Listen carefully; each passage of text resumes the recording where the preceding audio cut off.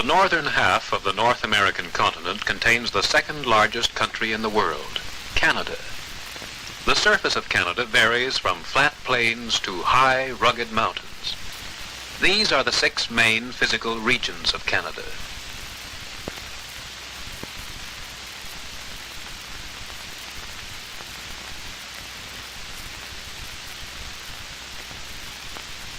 The Pacific Coast region, the most westerly region of Canada, is mountainous, with a number of swift rivers.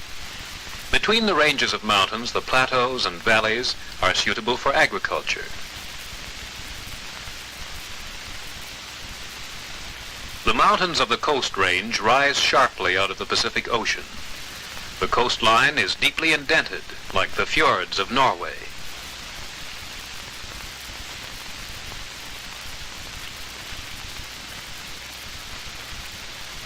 In one of these inlets is Vancouver, the 3rd largest city in Canada, and Canada's chief western port.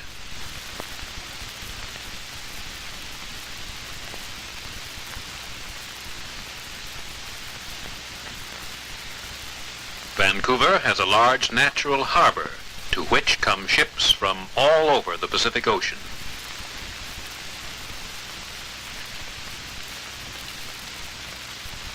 The harbors on Canada's Pacific coast are also centers of the fishing industry.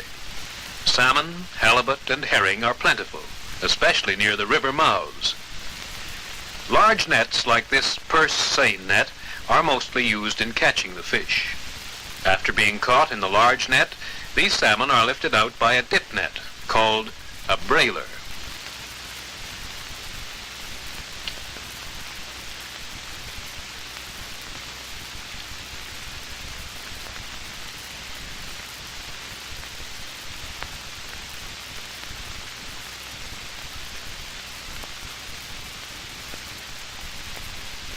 The prevailing winds blow across the Pacific Ocean toward Canada's west coast. They are warm and full of moisture. These winds strike the mountains, are forced upward, and lose most of their moisture on the western slopes as rain and mist. Because of the frequent rain, great forests grow on these slopes.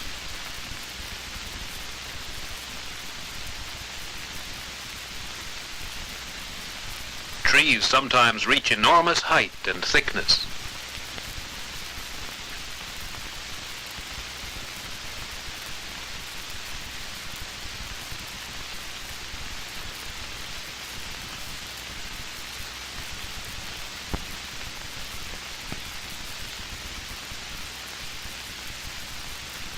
Such large trees growing on steep slopes that are hard to reach are more easily handled by specially designed machinery.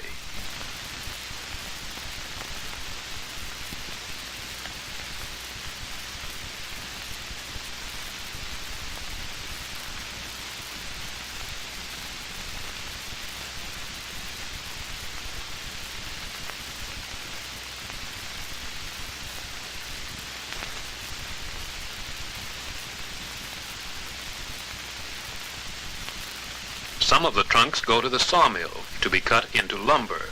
Others go into wood pulp for making paper.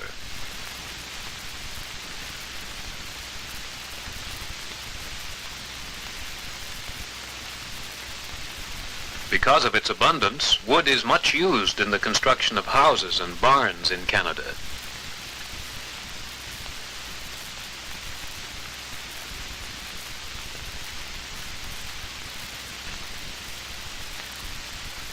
The farmlands in the coastal areas profit from the mild, even climate.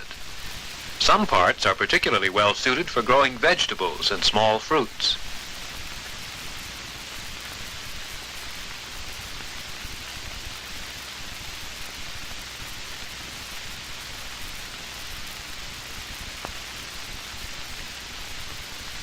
On the higher inland plateaus, even though the climate is drier, it is possible to grow orchards of apples, peaches, cherries, and other tree fruits of fine quality if the land is irrigated.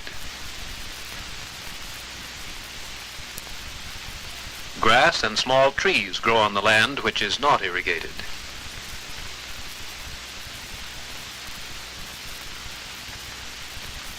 At At the eastern end of the Pacific region are the Rocky Mountains, high, rugged, and snow-capped. There are only 3 main passes through these mountains.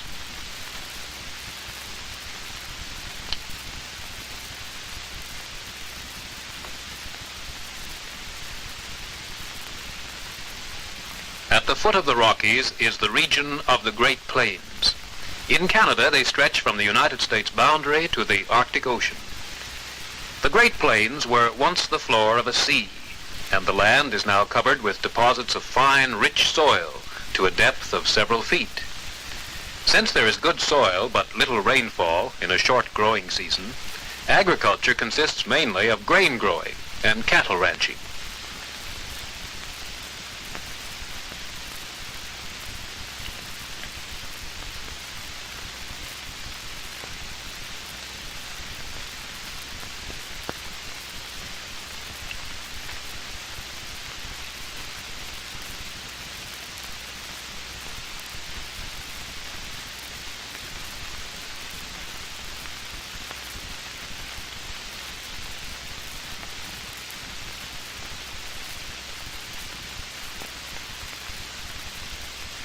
To people traveling through this region, the prairies seem to stretch in flat, endless miles in all directions.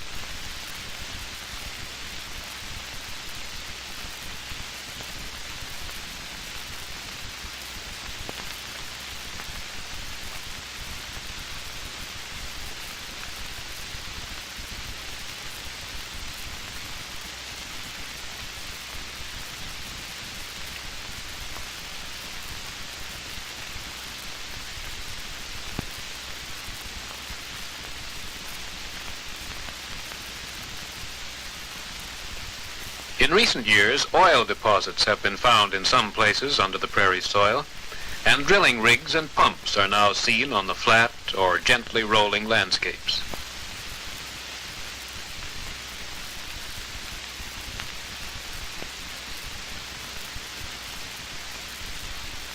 But wheat, hard northern wheat, is still the main product of the prairies. Because the fields are so wide and flat and the farms so large, machines are used in working them. On some farms, the grain is first cut by a power mower. Then it is picked up and threshed by combine harvesters.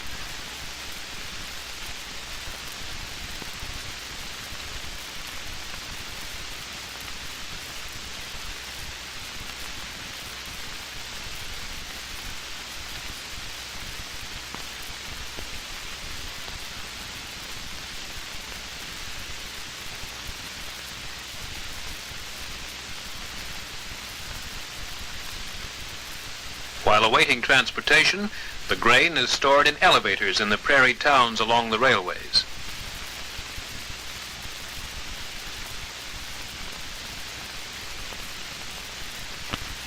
The Laurentian Shield occupies about 1/2 of Canada. It extends from the Arctic Ocean down to the Great Lakes and out to the Atlantic Ocean on the east.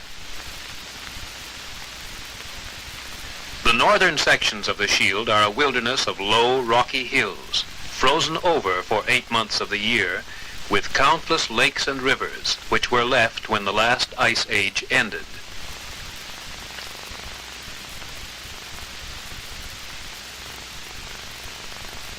The southern sections of the shield, being more easily accessible, have been explored and developed to produce a wealth of minerals, water power, and forests.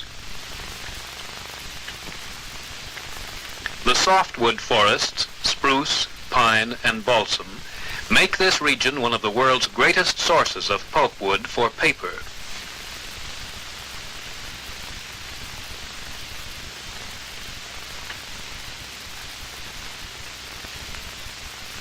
Here, trees are usually cut in winter.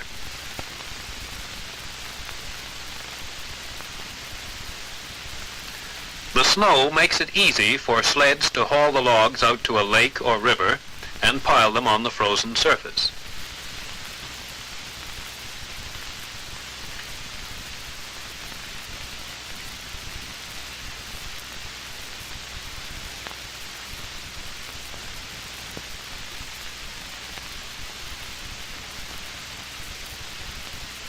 When the ice melts in the spring, the logs float downstream to the sawmills and pulp mills.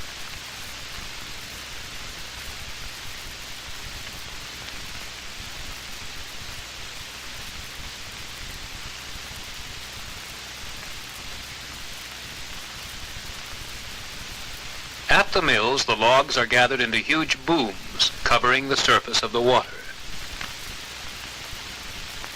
Many of the swiftly running rivers have been dammed to generate hydroelectric power. This power has made it possible to develop the mineral deposits in the Laurentian Shield rocks. Mines, smelters, and towns have been built even in isolated places. Ores rich in gold and silver, nickel, copper, zinc, lead, and other minerals are mined by modern methods.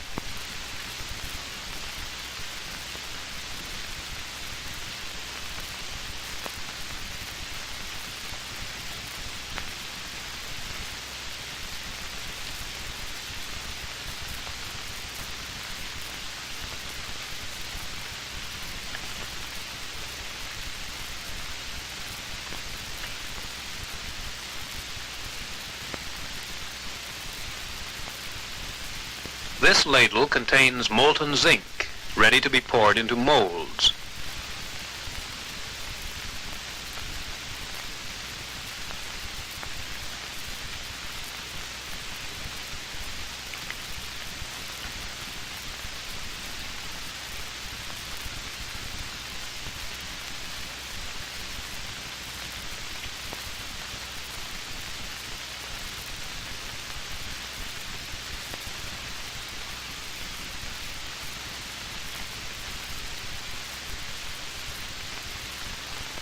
South of the Shield lies a great natural waterway which stretches halfway into the continent, the Great Lakes and St. Lawrence River system. Bordering this waterway is the St. Lawrence Lowlands region, two stretches of low land separated by a spur of the Shield. This is rich farmland with a temperate climate and great variety of crops. These regions were among the first inland parts of the country to be settled by colonists from France and England. Now more than half the people of Canada live in the St. Lawrence Lowlands.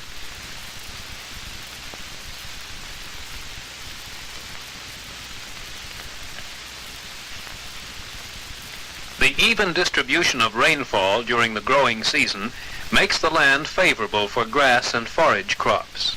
Some of the best dairying country in Canada is in the St. Lawrence Lowlands.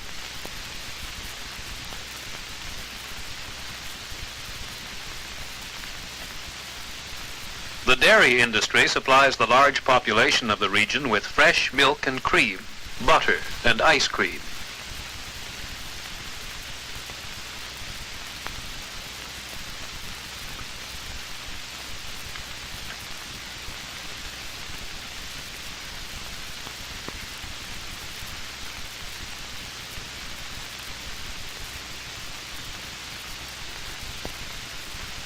Other products of the dairy industry are powdered milk and cheese.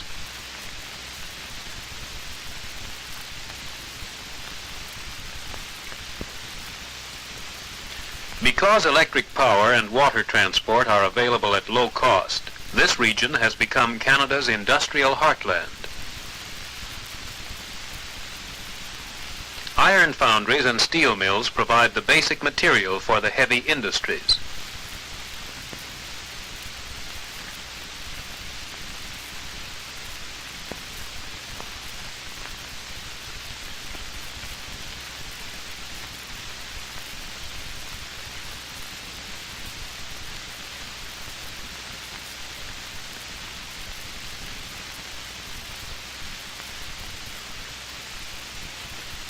Oil refineries, artificial rubber and chemical plants process the oil from Canada's prairies.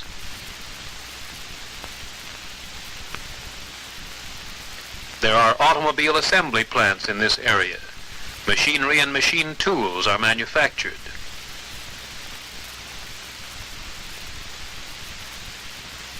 Consumer goods, such as yarns and textiles, are produced. All these and many other industries have concentrated the greater part of the population in this region, the smallest of the 6 regions of Canada.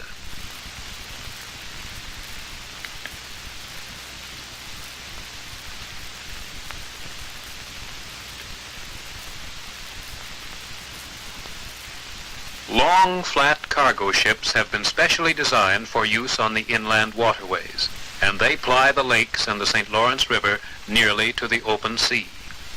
Because of their special design, they're not suitable for sea travel.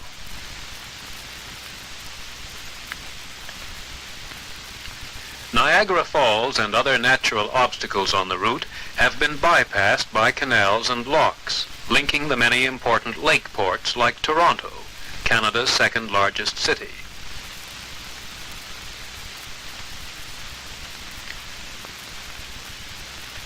At present, only the lake boats can pass through the canals. Plans are underway to construct a deep-water seaway so that ocean-going boats can reach the lakes.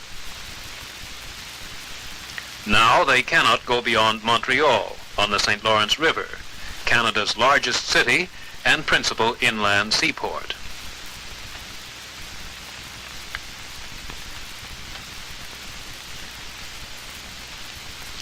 This is the place 1,000 miles from the sea where the journey ends for the lake boats, where their wheat and other cargoes are transferred to ocean-going ships for export to all parts of the world.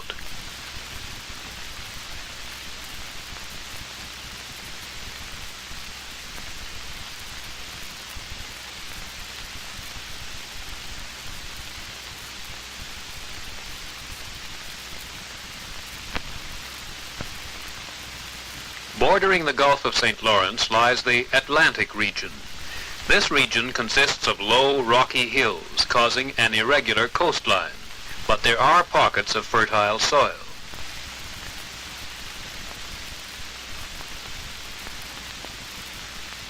Parts of the region, in the river valleys and lowlands, are suited to certain special types of agriculture, such as potato growing, poultry farming, and apple growing.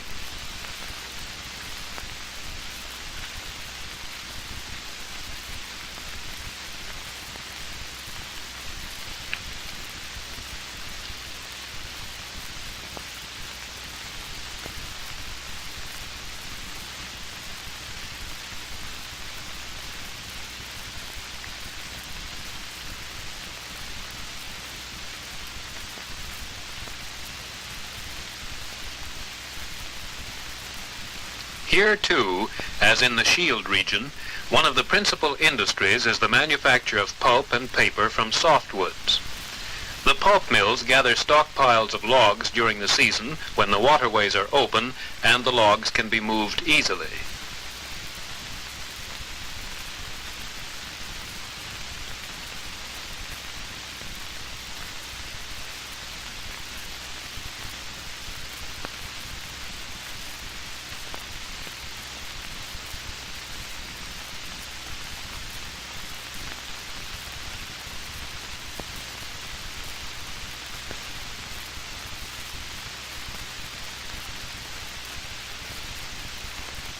Huge rolls of newsprint and other kinds of paper are shipped all over the world from Atlantic ports such as Halifax, which, unlike Montreal, is open and free of ice the year round.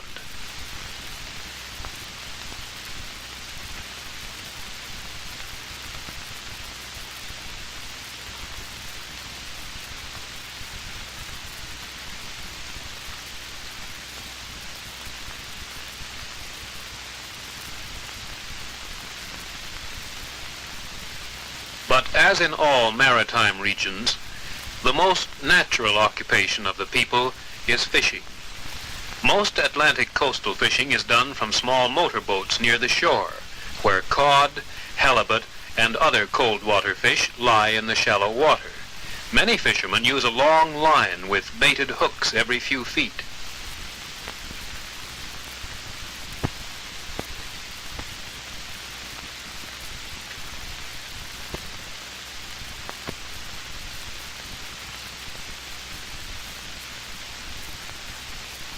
coastline has hundreds of sheltered coves where fishermen have built their villages ever since the new land was first settled.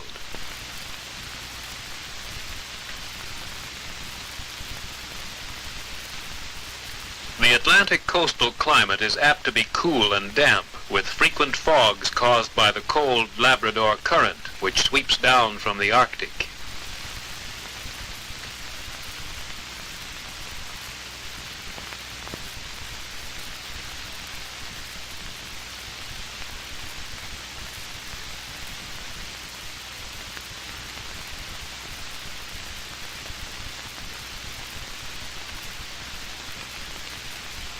The region of the Arctic Islands is the least known region of Canada. Although explorers tried to find the Northwest Passage through these islands, it was not until recently that modern methods opened the way for more scientific exploration. The Canadian government supply ships on their annual voyages through the islands every summer find the Arctic waters open for brief periods under the midnight sun. This used to be thought of as a land of perpetual ice and snow, inhabited only by Eskimos, seals, and polar bears. But with the setting up of weather observation stations and other government services, it has been found possible for men accustomed to living in temperate climates to live and work here. They are, however, dependent on supplies brought in from outside, as the region itself can support only a very few inhabitants.